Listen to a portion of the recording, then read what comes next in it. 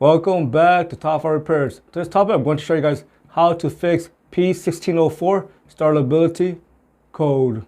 The reason why you're getting P1604 code is because number one, it's taking the engine too long to crank. Number two, the RPM is too low when cranking. And number three, the vehicle start and stall, or it may take a few attempts for the engine to start. Let's start with the most common problem. And the most common problem is going to be a weak battery, or you have an issue with the charging system. Make sure your battery voltage is at least 12.4 to 12.6 volts when the engine is off. Next, make sure the alternator is producing at least 13.2 to 13.5 volts when the engine is running. Next, make sure the battery terminals are not corroded. If the terminals are corroded, go ahead and clean it up. Also, if your battery is at least a few years old, for example, it's more than 5 or 6 years old, go ahead and replace that battery. Next, make sure your spark plugs are not worn, and make sure your ignition coil are working fine. If your spark plug electrodes are worn, it's going to cause weak spark. When you have weak spark, it can take a few attempts for your engine to start. Also, make sure to inspect your ignition coil.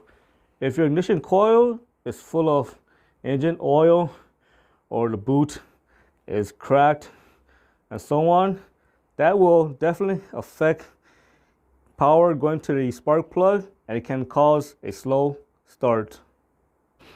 The next problem is going to be a failing starter. If your starter is failing, it might crank the engine a bit too slow because the computer wants to see the starter turn the engine at least 250 RPM. So if the RPM is too low, it might trigger that P1604 code. The next problem is you either have a bad map sensor or a bad mass airflow sensor. If you have a map sensor, make sure the map sensor is not full of carbon buildup, or make sure if the map sensor is mounted directly on the intake manifold, make sure the seal is not worn. So here's a close-up view of the map sensor. As you can see, it is full of carbon and it is clogged. So if you try cleaning it with carburetor cleaner, it might actually fix the issue. Also, if you have a mass airflow sensor, make sure the air intake tube is not torn, because that can definitely affect the way the mass airflow sensor is going to function. The next problem is you might have a fuel system issue. For example, you could have a clogged fuel filter, you could have a clogged fuel injector, you could have a weak fuel pump, and this can cause low fuel pressure. When fuel pressure is too low, not enough fuel is going to get sprayed into the engine, and this can make it hard for the engine to start. Again, triggering that P1604 startability malfunction code. The next problem is going to be a sensor issue. If you have a failing camshaft sensor, crankshaft position sensor, failing engine coolant temperature sensor, and failing intake air temperature sensor, it will send incorrect data to the computer, and this can cause a hard start and sometimes a no start. The next problem is going to be low compression caused by a mechanical issue. For example, you can have a blown head gasket, you can have low compression due to high mileage, you can have bad valves, and so on. The next problem is going to be a failing throttle body.